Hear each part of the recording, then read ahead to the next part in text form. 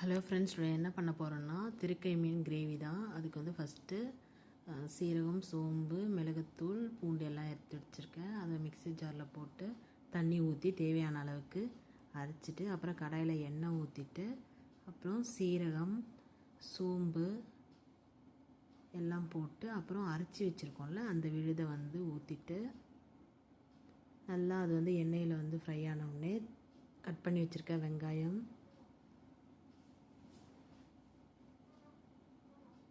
அப்புறம் தேவையான அளவுக்கு உப்பு, அப்புறம் தக்காளி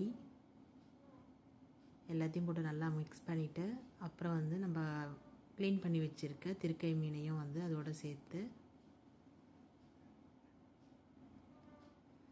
நல்லா மிக்ஸ் பண்ணி விட்டுருங்க.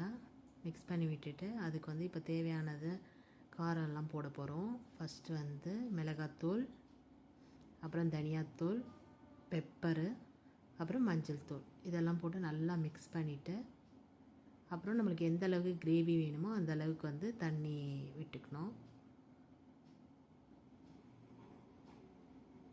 அவ்வளோதான் ஃப்ரெண்ட்ஸ், நல்லா கிரேவியோட ஸ்டைலில் வந்துடுச்சு. இப்போ வந்து நம்ம அதை ரைஸ்க்கு வச்சு சாப்பிட்டா ரொம்ப டேஸ்டியாக இருக்கும். ட்ரை பண்ணி